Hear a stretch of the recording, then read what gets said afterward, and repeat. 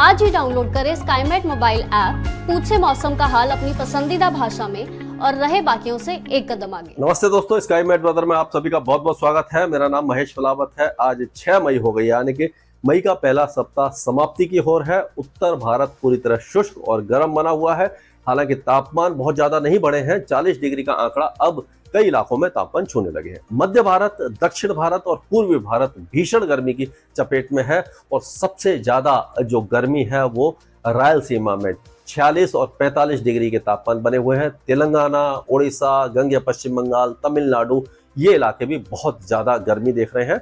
हालांकि उत्तर प्रदेश के जो पूर्वी इलाके हैं वहां पर भी गर्मी काफी ज्यादा बढ़ चुकी है और गुजरात और दक्षिणी राजस्थान में भी 40 डिग्री से ऊपर टेम्परेचर आ गए हैं, लेकिन हीट वेव इस इलाके में अभी नहीं आई है। तो अगले कुछ दिनों के दौरान किस तरह का मौसम रहेगा उसके बारे में बात करते हैं। तो ऐसा लग रहा है कि जो पहाड़ी इलाके हैं यहाँ पर आज बारिश की गतिविधियां कुछ इलाकों में होगी और कल से मौसम साफ हो जाएगा। 8 और 9 तारीख को उत्तराखंड में फिर से बारिश की गतिविधियां हो सकती हैं। उसके बाद जो पूरा 10-11 तारीख से एक नया वेस्टर्न डिस्टर्बेंस आना शुरू हो जाएगा।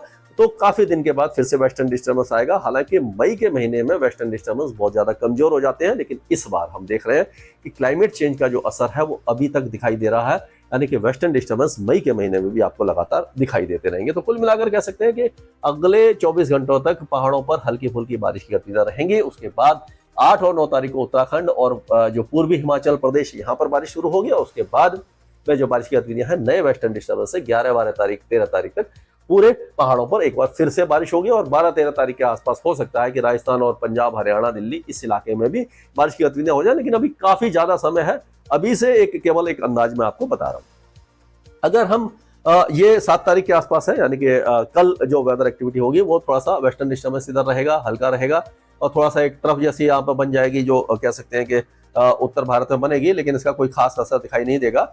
और एक तरफ आप ये देखिए कि ये पूरा पूर्वोत्तर राज्यों से लेकर के ये ओडिशा, छत्तीसगढ़ के ऊपर साइक्लोनिक सर्कुलेशन है, एक रायलसीमा के ऊपर है। तो इस तरह से ये यहाँ पर जो वेदर एक्टिविटी है वो हम कह सकते हैं कि ये जो पूरा इलाका है ये बहुत अच्छी बारिश यहाँ पर पूरे इलाके में आपको दिखाई देने वाली है।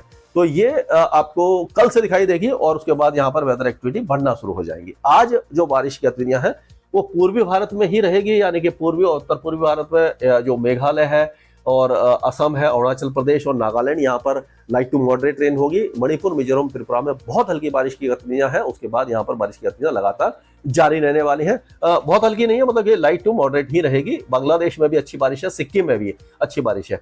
और अगर ये हम पूर्वी भारत से शुरू कर रहे हैं क्योंकि इस इलाके में वेदर एक्टिविटी ज्यादा है।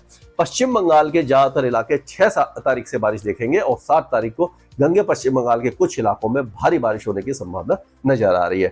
तो उस समय हो सकता है कि 24 परगना, डायमंड हार्बर, कोंटई, शांति निकेतन, पुरलिया, बांकुरा, हावड़ा, अलीपुर और कलकत्ता, ये इलाके अच्छी बारिश देख जाए। तो यहाँ पर अच्छी बारिश की संभावना नजर आ रही है। और आज 6 तारीख से ही बिहार के कई इलाकों में और झारखंड में भी बारिश की गतिविधियां शुरू हो जाएंगी और उड़ीसा के कुछ इलाकों में बारिश शुरू हो जाएगी।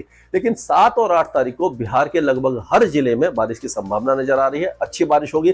कुछ इलाकों में बिजली की गरज चमक यानी बिजली गिरने की संभावना भी है। मेघ गर्जना के साथ साथ तेज हवाएं भी चल सकती हैं। 1-2 स्थानों पर ओले गिर सकते हैं। उसी तरह से झारखंड और उड़ीसा का भी वेदर इसी तरह का रहने वाला है। ये 7 तारीख, 8 तारीख और 9 तारीख को यहाँ पर बारिश की गतिविधियां काफी अच्छी दिखाई दे रही हैं। और उस तरह से अगर हम देखें तो 7 तारीख से ही जो उत्तर प्रदेश के तराई वाले इलाके हैं और पूर्वी उत्तर प्रदेश है, यानी कि बहराइच, लखीमपुर खीरी से लेकर के सिद्धार्थनगर, कुशीनगर, श्रावस्ती और अंबेडकर नगर, गोंडा, बस्ती, फैजाबाद, अयोध्या, गोरखपुर, बलिया, मऊ, गाजीपुर, प्रयागराज, वाराणसी, भदोही, जौनपुर, ये सारे इलाके बारिश देखना शुरू कर देंगे और धीरे धीरे बारिश की गतिविधियां तराई के इलाके में उत्तराखंड तक पहुंचेगी। इस तरह की वेदर एक्टिविटी उत्तर प्रदेश में दिखाई दे रही है। पूर्वी उत्तर प्रदेश की बात की हमने।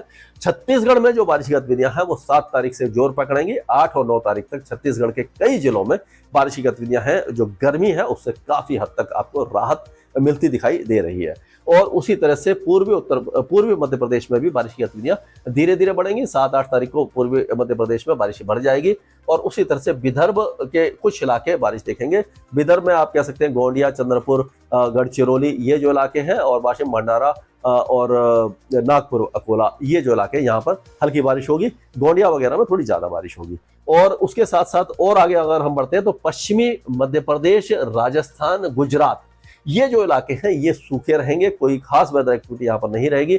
और हो सकता है कि जो दक्षिणी गुजरात है और दक्षिणी राजस्थान है यहाँ पर बादलों की गरज चमक आज हो जाए कुछ इलाकों में, लेकिन कोई खास वेदर एक्टिविटी दिखाई नहीं दे रही है। मध्यम और ऊंचाई वाले बादल छाए रहेंगे और गुजरात और राजस्थान में गर्मी काफी ज्यादा बढ़ने वाली है। पश्चिमी मध्य प्रदेश में भी गर्मी की गतिविधियां बढ़ जाएंगी, लेकिन पूर्वी उत्तर प्रदेश, बिहार, झारखंड, पश्चिम बंगाल ये जो इलाके हैं यहाँ पर अब 24 घंटे के बाद राहत मिलेगी, क्योंकि बारिश की गतिविधियां शुरू हो जाएंगी और टेम्परेचर काफी हद तक नीचे आ जाएगी। और उसी तरह से पश्चिमी उत्तर प्रदेश, दिल्ली, हरियाणा, पंजाब और उत्तरी राजस्थान यहाँ पर अगले 3 से 4 दिनों तक, यानी कि 7 या 8 तारीख तक, 8 या 9 तारीख तक बारिश की गतिविधियां नहीं होंगी। मौसम सूखा रहेगा, गर्म रहेगा, चिलचिलाती धूप रहेगी, हल्के फुल्के बादल थोड़े बहुत राहत दे सकते हैं। कोई खास वेदर एक्टिविटी आपको यहाँ पर दिखाई नहीं देने वाली है। अब हम दक्षिण भारत की तरफ चलते हैं, तो महाराष्ट्र की बात कर लेते हैं। महाराष्ट्र में जो मध्य महाराष्ट्र है, जैसे कि नासिक, मालेगांव, जलगांव हो गया, और सांगली, सतारा, कोल्हापुर, उस्मानाबाद ये जो हो गया, संभाजीनगर है, पुणे है, ये सिंधुदुर्ग, रत्नागिरी, रायगढ़ और अलीबाग, मुंबई, थाने, दहानू, ये सारे इलाके सूखे रहेंगे, गर्म रहेंगे। और तेलंगाना में बारिश की गतिविधियां बहुत अच्छी होने वाली हैं। कल से ही आज हल्की बारिश होगी। कल 7 और 8 तारीख को तेलंगाना के कई इलाके मूसलाधार बारिश देखेंगे। कई इलाकों में तेज बारिश के साथ गरज चमक भी हो सकती है, यानी कि तेज बारिश की संभावना पूरे तेलंगाना में है। रायलसीमा में भी जो, जैसे आपने नाडियाल, चित्तूर, अनंतपुर, कडप्पा ये जो इलाके देखे थे, यहाँ पर भीषण गर्मी है, तो यहाँ पर भी राहत मिल जाएगी। अगले 2-3 दिनों के दौरान रायलसीमा और आंध्र प्रदेश के ज्यादा इलाकों में बारिश है। कोस्टल आंध्र प्रदेश में थोड़ी सी, जो विजयनगर, श्रीकाकुलम, विशाखापट्टनम ये जो इलाके, काकीनाडा वगैरह में हल्की से मध्यम, हल्की बारिश ज्यादा रहेगी, मध्यम 1-2 जगह पर हो सकती है। साउथ इंडिया कर्नाटका में बेंगलोर, तुमकुर, चामराजनगर ये जो इलाके हैं, ये इलाके इंटीरियर कर्नाटका जैसे गटक, कोपल, धारवाड़, चिकमगलूर ये जो इलाके हैं, यहाँ पर भी बारिश की संभावना दिखाई दे रही है। आंतरिक तमिलनाडु में भी अच्छी बारिश है, केरल में भी अच्छी बारिश है। कोस्टल एरिया जो तमिलनाडु के, जैसे कि चेन्नई, पुडुचेरी, कराई, कर्नाटकपट्टनम, तंजावुर, पम्बन ये जो इलाके हैं, यहाँ पर छुटपुट बौछारें ही दिखाई देंगी। केरल में भी अच्छी बारिश है। कोस्टल कर्नाटका में भी बारिश की गतिविधि थोड़ी सी कम रहेगी। लक्षद्वीप और अंडमान और निकोबार द्वीप समूह लगभग सूखे रहेंगे, शुष्क रहेंगे, और यहाँ पर 33-34 डिग्री के आसपास मैक्सिमम टेम्परेचर रहेगा, 22 डिग्री के आसपास मिनिमम टेम्परेचर रहेगा। अगर आप जाने का प्लान बना रहे हैं तो जा सकते हैं, लेकिन थोड़ी सी गर्मी आपको परेशान कर सकती है। स्काईमेट वेदर में अभी के लिए मौसम से जुड़ी सटीक जानकारी और खबरों के लिए हमारे YouTube चैनल को सब्सक्राइब करें और बेल आइकन दबाकर हर खबर पर रखें नजर।